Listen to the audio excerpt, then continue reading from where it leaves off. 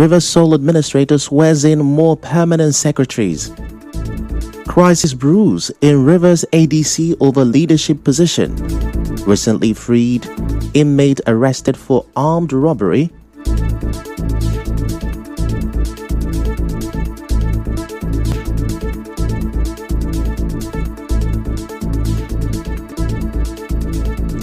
Dangote says NNPC refineries may never work again. On the foreign scene, U.S. President Donald Trump threatens 35% tariffs on Canadian goods. I'm Ifechuku Moyole with the news.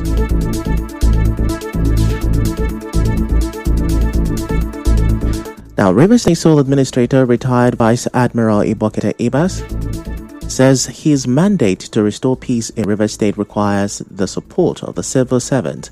Administrator Ibas said this while swearing in 8 newly appointed permanent secretaries at the Government House in Port Harcourt on Thursday. He said the appointment of the new permanent secretaries is direct contribution to the presidential mandate given to him. You are being called to serve at a time when Rivers State is undergoing delicate, necessary transition, one marked by the charge by His Excellency to restore peace, stability, and good governance to our dear state. That presidential directive is unambiguous to reset governance, ensure institutional order, and uphold the integrity of the public service as a foundation for peace. Your appointment today must be seen as a direct contribution to that national mandate. Now, he also charged them to be accountable to promote peace through good governance. Your emergence, therefore, is not only timely but strategic. As permanent secretaries, you are not merely administrative heads, you are stewards of public trust, the custodians of due process, and the drivers of policy implementation. The stability of the service, clarity of policy direction, and the integrity of government transactions depend largely on your capacity to lead with accountability and foresight. I therefore charge you all to promote peace through good governance. He said his administration will monitor their activities and reward excellence. The newly appointed permanent secretaries are Imoyani Ephraim George, Dabite George, Soyebite Harry, Loretta Diba, Uche Dozu, Jeremiah Egu, Nicholas Mokoma, and Vera Dike. Meanwhile, the Rivers State Sole Administrator, retired Vice Admiral Ibokete Ibas, says he remains committed to upholding the values of service and leadership exemplified by former military administrator of the state, retired Colonel Daouda Komo. Administrator Ibas said this during a service of songs held in honor of the late military administrator at the Ecumenical Center, Port Harcourt, yesterday. The Rivers State Sole Administrator described the late Komo as a principled and transformative leader whose tenure laid a strong foundation for progress. Retired Colonel Daouda Komo, who died on May 30, 2025 at the age of 65, served as a military administrator of Rivers State from 1993 to 1996. Away from that, an agricultural expert, Dr. Samuel Ngokoha, says the Rivers State Sole Administrator, retired Vice Admiral Ibokete Ibas, does not have enough time to begin the rehabilitation of some agricultural facilities in the state. Recall that the state sole administrator, during his visit to Parbod Farm in Ilimbu community, Atali Farms in Obiabo, and the Songhai Farm in Tai local government area, promised to begin revitalizing the moribund agricultural facilities. Speaking with correspondent Onyeka Chinwosu, Nwokowa, a lecturer in the Department of Agricultural Economics, University of Port Harcourt, believes that because of his limited time, the project cannot be adequately done.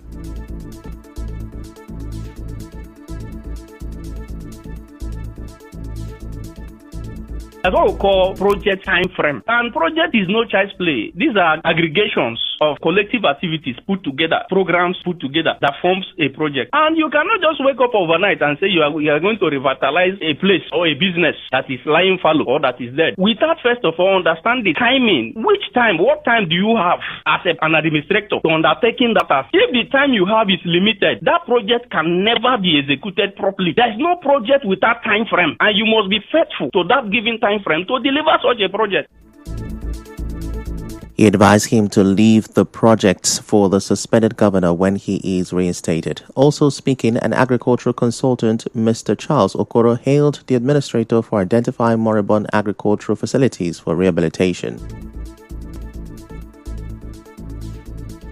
I give kudos to the sole administrator because he being a non-indigenous and he was able to identify gold mines in the state which the indigenous were unable to identify and revitalize. That alone is a kudos to the sole administrator. And what you need to do, one, is that before he started, there should be a baseline study of what made that farm not to have thrived before. You have to identify that cardinal point.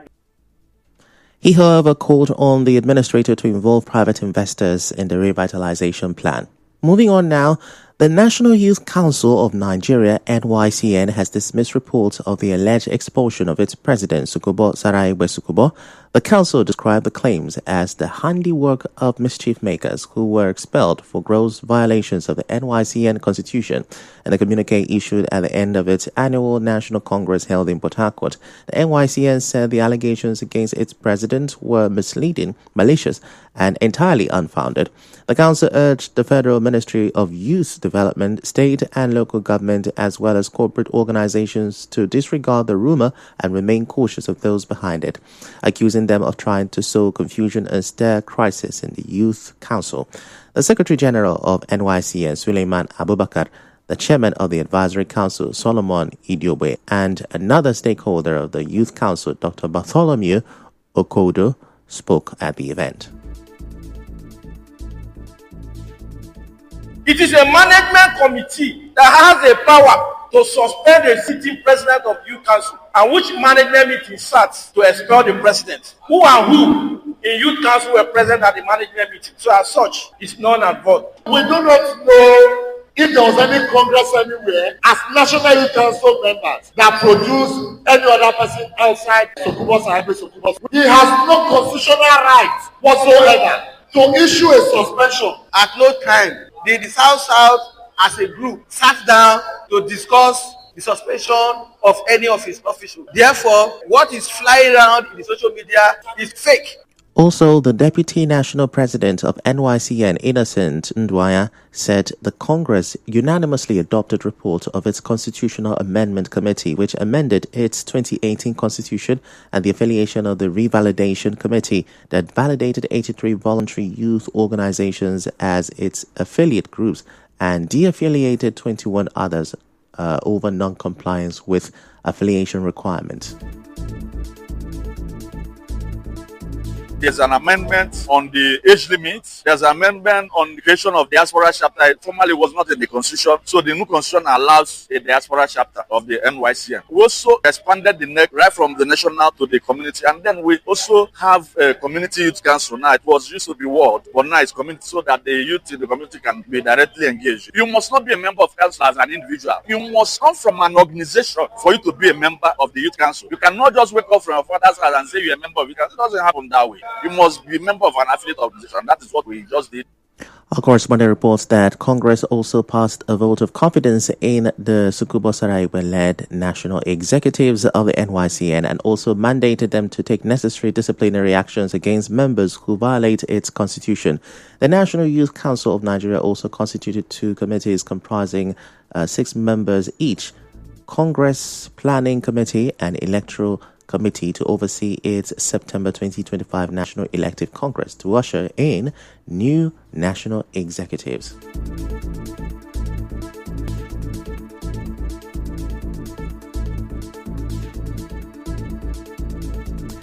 In another development, there is uncertainty over who the authentic chairman of the African Democratic Congress ADC is in Rivers State.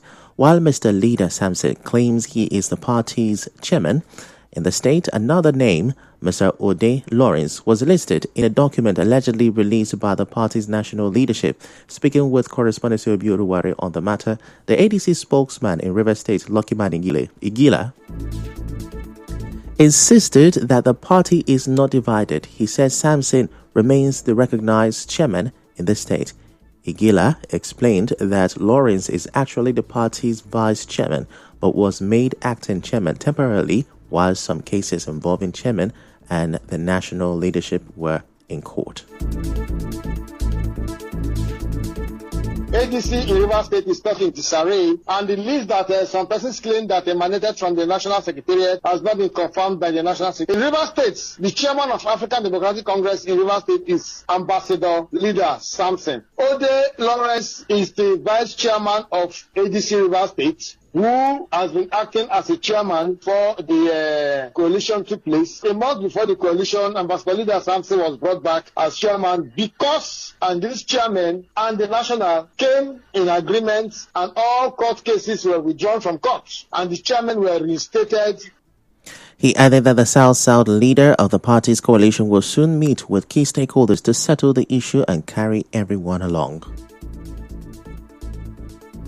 There's an influx of a lot of persons from various political parties into ADC. A lot of persons are jittery that some persons occupying positions are going to lose their positions. So, based on that, people are acting on traverse. But there's no cause for alarm. Like I said before, our South leader, who is His Excellency Rotimi Amechi, will be in town anytime soon. And there will be critical stakeholders meeting where every party involved will come, including the ADC State Executive Council members and all critical stakeholders of ADC, who will sit down, discuss on how to move the party forward. However, Lawrence says he is the chairman of ADC in Rivers State until a proper Congress is held. I was deputy chairman when we were elected, and when these guys were suspended and expelled based on the party constitution, I had to assume office as the state chairman. Those documents that you are seeing there, they were pardoned by the party just a few months ago, and it was done for this coalition to come up. It does not say they should come back. I remain as a chairman. As of today, I remain the chairman of ADC Rivers State. These are persons that were expelled from the party that we are just pardoned some months ago. Is that possible to come back and lead the party again? As a party, we remain on board until congresses are conducted. Our correspondent cited a document showing a court settlement between the ADC national leadership and some state chairmen. The document has names of those reinstated, and Samson's name is included. Still to come, Dangote says NNPC refineries may never work again. Stay with us. To thrive in a fast-changing world. Tune in to 92.3 Nigeria Info. Keep your dial locked for sustainable development.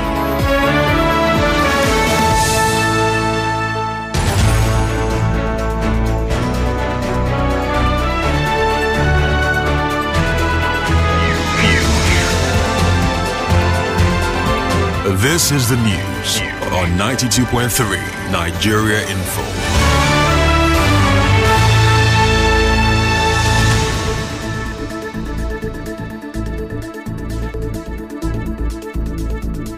You're welcome back, and now the rest of the news. A recently freed inmate, Prince Ogbonna, has been arrested for alleged armed robbery by the Diobu Vigilante Group. Commander of the group, Amatari Bipelede, told our correspondent that Ogbonna was arrested in the early hours of Tuesday along Ikwere Road, linking Sangana by the railway in Diobu.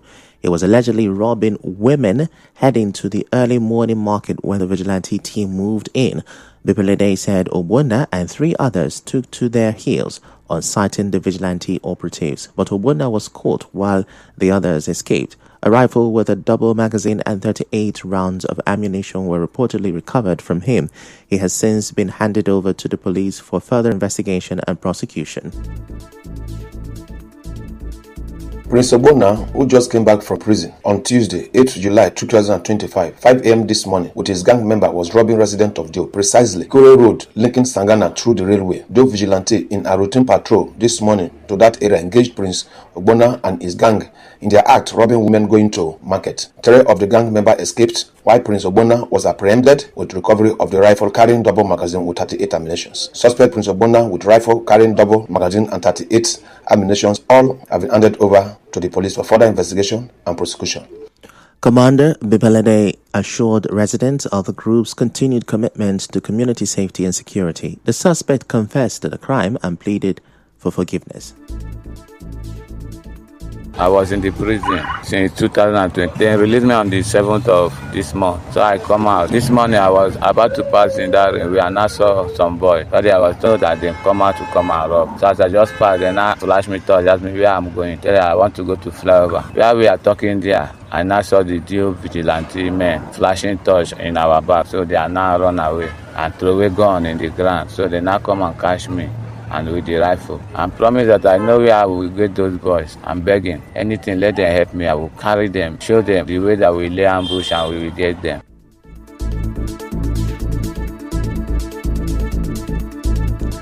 Away from that, the president of the Dangote Group, Aliko Dangote, has doubted the possibility of the state-owned Port Harcourt, Warri and Kaduna refineries functioning again. Dangote also stated that the refineries, which are under the management of the Nigerian National Petroleum Company Limited, had gulped up to $18 billion, yet have refused to work. He spoke on Thursday while hosting members of the Global CEO Africa from the Lagos Business School after a tour of the Dangote Petroleum Refinery in Lekki, Lagos. According to Dangote, the 650,000 capacity Dangote refinery, which he built after the government of the late President Omar Yar'Adua aborted his acquisition of the government refineries, now has over 50% of its output dedicated to premium motor spirit petrol, saying that even government refineries committed just 22% of their production to petrol. In the meantime, some stakeholders in the oil and gas sector are concerned that the delay in resuming operations at the Port Harcourt refinery will soon have economic implications that may affect the availability and price of fuel and diesel in the market. Recall that Port Harcourt refinery company embarked on turnaround maintenance on the 24th of May and promised to resume operations after 30 days of the maintenance. The chairman of the independent marketers branch of NUPENG, Uche Nduo, tells our correspondent that the labor union in the company is expected to hold talks with the management of the company to know the reasons for the delay.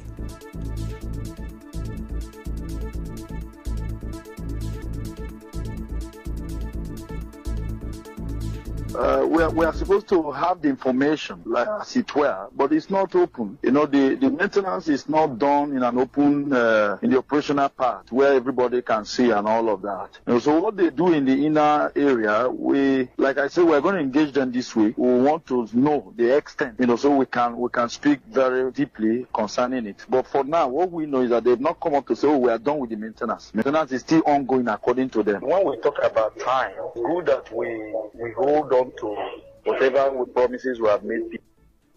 Mr. Nduo said the old stocks at the Port Harcourt refinery will soon be depleted, which will likely increase the cost of diesel in the market.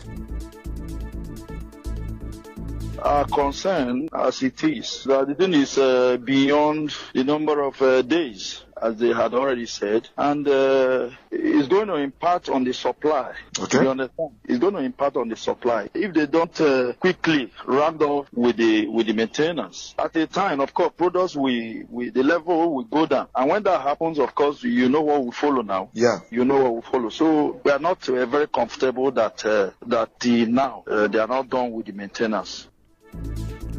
In other news, as Nigeria records a historic call to bar with over 5,700 new lawyers, a lawyer, Ndamzi Pulo, has joined to advise the new lawyers to uphold the highest standards of professionalism in line with the rules of professional conduct 2007.